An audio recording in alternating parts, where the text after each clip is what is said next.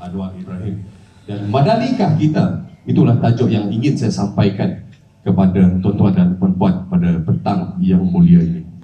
Jadi Malaysia Madani bukan sesuatu ayat ataupun perkataan yang baru, kerana ianya telah mewujud sekian lamanya oleh pemikir-pemikir pada zaman dahulu.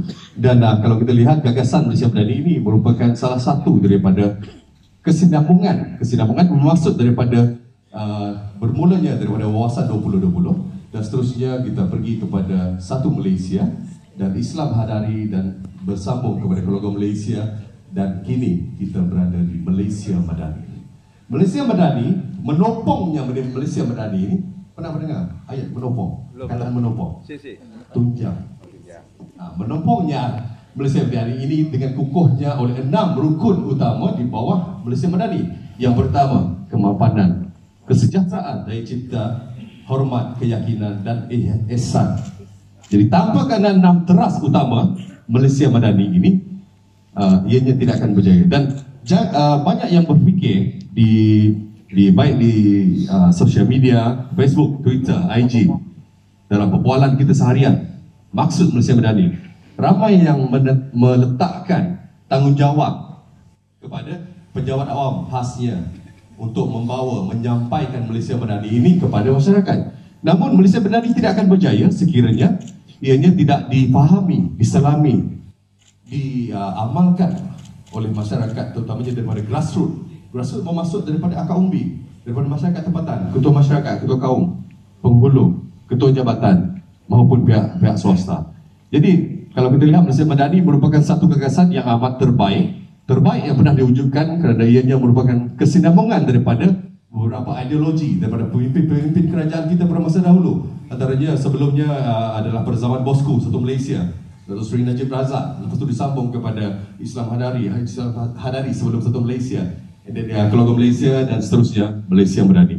Dan kalau kita lihat dengan wujudnya kabinet perpaduan di bawah pimpinan PMX, telah diwujudkan 2 jawatan timbalan Perdana Menteri. Kalau sebelum ini bagi kerajaan negeri Sarawak, dan kita perlu faham, Malaysia terbentuk bukan atas dasar pembentukan Perlis, Kedah, Melaka setuju untuk membentuk Malaysia. Malaysia terbentuk atas 3 nama wilayah: Semenanjung Malaysia ataupun dikenali sebagai Tanah Melayu, kedua Sabah dan Sarawak. Jadi bila kita lihat keistimewaan Sarawak di dalam perlembagaan persekutuan Sarawak, kalau dulu untuk projek, contoh kita ambil projek contoh yang melibatkan perbelanjaan yang agak besar dalam 10 hingga ke 20 juta. Contoh, dalam 10 juta untuk membuat klinik kecil di Sarawak memerlukan kelulusan daripada pihak Putrajaya sebelumnya. Dan dengan wujudnya kerajaan baru pimpinan PMX, dengan adanya timbalan Perdana Menteri kita yang sekarang, iaitu Datuk Seri Fadilah Yusof di Sarawak, jadi untuk projek-projek kecil yang dianggap kecil 10 hingga 20 juta untuk membuat klinik, keputusannya biar Sarawak yang buat keputusan dan tidak perlu menunggu keputusan daripada Putrajaya untuk meluluskan bajet berkenaan. Jadi benda-benda ini memudahkan pembangunan pembangunan di kawasan-kawasan lumana khasnya di kawasan Sabah dan Sarawak. Dan Madanikah kita, maksudnya di sini Madanikah kita, Madaninya bukan hanya di golongan pejabat awam, bukan hanya kita meletakkan maksud Malaysia Madani ini di bahu pejabat awam untuk menyelami maksudnya Malaysia Madani ini, dan semuanya termasuk seperti yang saya katakan tadi, bermula daripada akar umbi sehingga ke peringkat atasan, barulah Malaysia akan harum, makmur dan terkenal di mata dunia. Kerana kita sedar Malaysia Madani merupakan satu ikhtiar dan panduan yang bersepadu dan holistik di dalam usaha untuk mewujudkan sebuah negara bangsa yang maju dan lebih manusiawi. Itulah Malaysia Madani. Jadi tuan-tuan dan puan, saya mungkin ada kuis sikit sebab buzzer yang pertama belum keluar. Ada kuis sikit. Okay? Kuis sikit.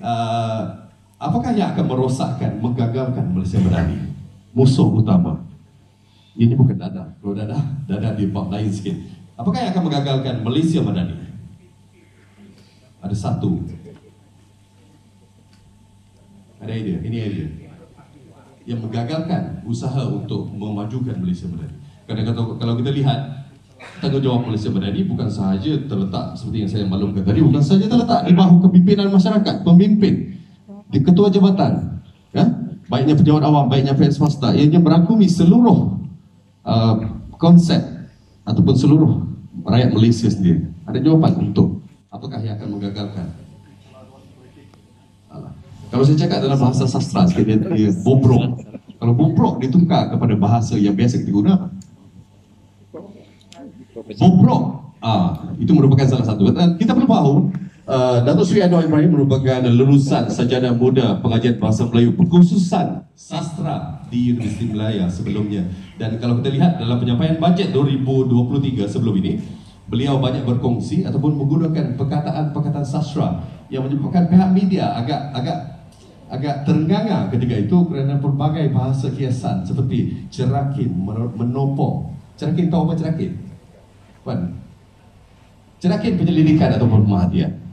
Bobrok besar hadiah. Kita boleh bagi hadiah. Apa yang bobrok? Boleh Google, sila Google. Tidak telefon. Bobrok, menopong, cerakin, kebinakaan, apa lagi? Rasuah. Siapa yang cakap rasuah tadi? Oh, tak ada. Jawapan dia rasuah, saya ingat dah bagi 50 tadi. Okey, yang akan menjadi musuh kepada berjayanya Malaysia Madani ini adalah rasuah. Itu yang pertama. Kalau kita lihat kes-kes tangkapan rasuah yang dilaksanakan oleh SPRM, ia lebih banyak menangkap ataupun tangkapan kepada golongan-golongan yang belia dalam umur 30 dan 20. Jadi salah satu cara untuk kita menghapuskan rasuah ini adalah menerusi SPRM. Tetapi kalau kita lihat contoh, kalau di rumah kita kan, di rumah maupun di pejabat, kita ada, kalau ada rumput yang tinggi, apa yang kita buat? Tebas. Kalau tebas tak selesai, nanti hari dia akan tumbuh lagi. Jadi cara penyelesaiannya kita gunakan racun, biar ianya sampai ke akar. Kerana golongan yang lama memimpin kerajaan, memimpin sesebuah agensi, memimpin sesebuah pertumbuhan, itu yang merosakkan kerana ia jadi amalan. Jadi yang baru akan follow yang lama. Itu maksudnya. Apa maksud kebinakaan?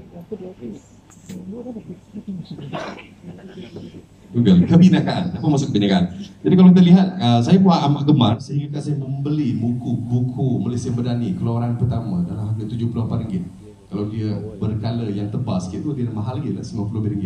Saya beli buku Anwar Ibrahim Malaysia Madani, menerangkan saya agak tebal, lebih kurang saya beli dekat Shopee. Jadi ianya memudahkan terutamanya bagi penyawat awam. Jadi saya perkongsian ataupun sebab kalau di daerah maupun di bahagian Jabatan Penerangan, dia tak kira pembantu operasi, pembantu awam, JAB. Kalau kita bekerja di bawah Jabatan Penerangan, assumption ataupun persepsi rakyat bila tengok muka kita adalah orang ofis penerangan, ofis pemanah, menyampaikan dasar-dasar dan maklumat kerajaan kepada masyarakat. Dia tak kira yang ni JAB, dia tak tahu. Dia tak kira ni PO, PA, dia tak tahu. Dia tak macam tu. Itulah keunikannya penerangan. Jadi bagi saya, kunci utama untuk penyampaian Malaysia Madani yang lebih menyeluruh dan memudahkan pemahaman masyarakat dengan apa yang kita sampaikan, confidence level kita. Itu yang penting, nombor satu. Okey? Untuk Malaysia Madani. Apa yang kebinakaan tadi? Kebinakaan. Siapa yang cakap maneka? Kami ya? Datang sini, boleh datang sini. Kebinakaan adalah, apa tadi dia jawab? Okay, correct. That's correct. Okay, begitu lagi. Okay, itu antara perkongsian yang saya ingin sampaikan, apa yang dimaksudkan dengan Malaysia. Lagi ni. Kalau kita lihat apa yang berlaku di dalam penyampaian Malaysia Madani dan apa, kadang-kadang rakyat dia sesuatu yang disebut Malaysia Madani ini mungkin agak terlampau mendalam ataupun agak terlampau dasarnya, keluasannya agak besar. Jadi apa yang rakyat ingin tahu, apa yang kita dapat? Apa yang kita dapat sebagai rakyat? Jadi maksudnya di sini kalau kita lihat inisiatif, pelbagai inisiatif yang telah dilaksanakan oleh kerajaan, antaranya yang pertama sebelum ini.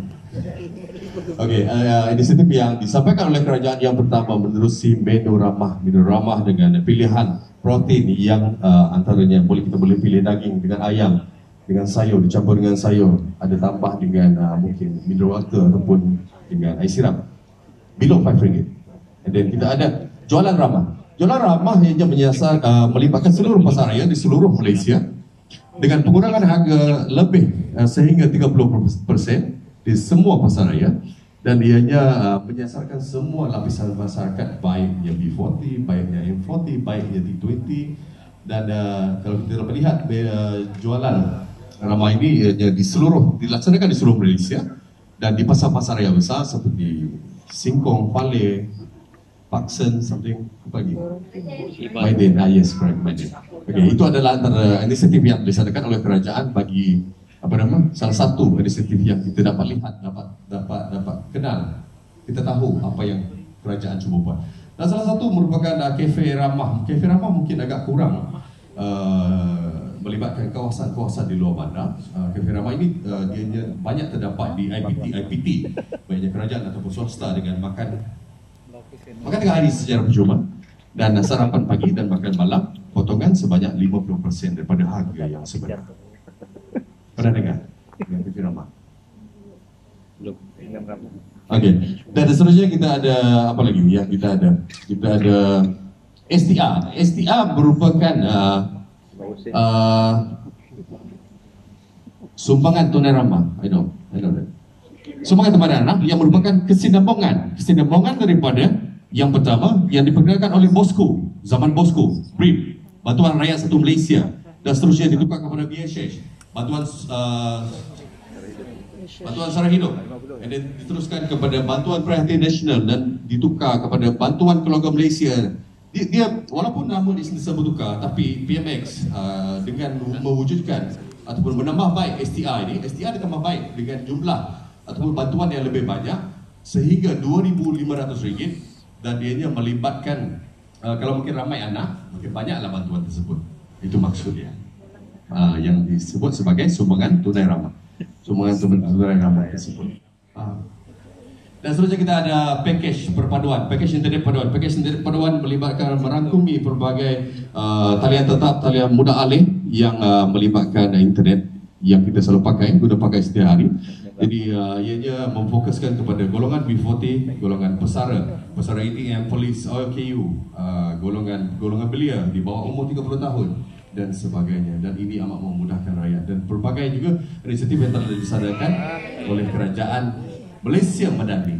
Dan seperti yang saya kata tadi, tajuknya mungkin agak besar, Malaysia Madani. Kalau 15 minit tak cukup, setengah hari itu tak cukup. Saya nak cerita Malaysia Madani dengan buku yang setebal mungkin dalam 10 cm, 10 cm untuk buku tersebut. Jadi kalau kita lihat Malaysia Madani, ianya bukan saya ingin ulang kembali, Malaysia Madani bukan merupakan tanggungjawab sepenuhnya diletakkan di bahu kerajaan, di bahu pejabat abang. Ianya perlu didalami oleh terutamanya golongan di akar, peringkat akar umbi, masyarakat ibu bapa, keluarga, anak-anak, golongan ketua masyarakat, ketua kaum, di dalam usaha mewujudkan seperti yang saya katakan tadi. Kita inginkan negara Malaysia yang maju, yang makmur dan harum didengar dan dijadikan contoh, dan mewujudkan tamadun Malaysia Madani yang menjadi contoh di Malaysia dan di mata dunia. Itu yang disebut kita kan sebagai Malaysia Madani. Mungkin ada idea daripada pihak tuan-tuan dan puan-puan, mungkin ada ayat-ayat yang sering digunakan oleh apa nama? Purba Sangka. Kita ada kuis lagi, last kuis, ada 50 lagi. Purba Sangka, apa yang dimaksudkan dengan Purba Sangka? Purba Sangka merupakan satu ayat yang sering digunakan oleh PMX di dalam pelbagai ucapan yang sering digunakan oleh beliau, dan saya penggemar dan saya mengikuti baik ucapan politik, baiknya ucapan ketika menyampaikan dasar-dasar kerajaan atau Malaysia Madani kepada masyarakat. Apa yang dimaksudkan dengan Purba Sangka? Siapa yang saboran berapa sekali? Bisa salah Pak. Jangi sih boleh. Rashid kam Rashid. Okey. Purba Sangka merupakan salah satu ayat yang diperkenalkan. Ayat itu agak lama sebenarnya kalau kita lihat kepada penyampaian. Kalau kita lihat kepada penyampaian dasar-dasar ataupun penggunaan bahasa yang telah dikemukakan oleh PMX kita baru-baru ini. Dan kita perlu tahu beliau merupakan lulusan Sarjana Muda Pengajian Bahasa Melayu Pengkhususan Bahasa Melayu Pengkhususan Sastra di Universiti Malaya. Ya, bahasa keberapa ya? Ada extra time? Kedua. Saya ada extra time. Okey, Malaysia Madani seperti yang saya katakan tadi, yang merupakan satu gagasan yang menarik. Dan sebelum ini kalau kita lihat di bidang Kementerian Kesihatan Malaysia, JPA, beasiswa JPA di dalam bidang Kementerian Kesihatan Malaysia yang merupakan perubatan, hanya golongan pelajar yang mengambil jurusan perubatan sahaja yang diberikan beasiswa JPA sebelumnya, kerajaan sebelumnya. Dan kini apabila diteliti kembali oleh PMX kita, ianya melihat ianya tidak adil kepada jurusan-jurusan lain seperti farmasi atau gigian yang tidak diberikan beasiswa sebelumnya yang dimasukkan. Jadi dengan wujudnya beliau telah berbincang kembali dengan pihak JPA, dengan pihak PKM untuk memberikan sumbangan ataupun beasiswa kepada golongan-golongan pelajar yang mengambil jurusan pergigian dan farmasi. Jadi itulah Malaysia Madani yang ingin saya kongsikan kepada tuan-tuan, dan saya ingin sekali lagi menekankan kepada tuan-tuan dan puan-puan, bawa persoalan apa yang saya bincangkan ataupun saya sampaikan pada petang ini, madanikah kita? Dan madani tidak akan berjaya sekiranya kita tidak memulakan daripada bawah. Dan ini saya kata tadi, jangan ianya hanya menjadi slogan di bibir mulut kita sahaja. Macam kita cakap, macam dulu, satu Malaysia, keluarga Malaysia. Ya, madanikah kita? Madaninya bermula daripada kita, barulah Malaysia dapat maju dan menjadi sebuah negara membangun bertamadun. Dan Pak kata saya tadi menjadi contoh bagi negara-negara lain. Dan kita perlu tahu, di peringkat ASEAN, Malaysia merupakan top 2 rankingnya di peringkat ASEAN. Kita dengan Singapura dan negara-negara lain mungkin bukan tandingan Malaysia pada ketika ini. Dan namun begitu kita tidak boleh bermegah dengan kemajuan dari segi kemajuan, dari segi pembangunan yang kita perolehi, kerana kita kena terus mewujudkan sebuah negara yang maju bertamadun berasaskan Malaysia Madani yang membangun. Enggak? Oh, dah time kan? Extra time saya dah. Jadi sekian, terima kasih daripada saya dan salam Malaysia Madani.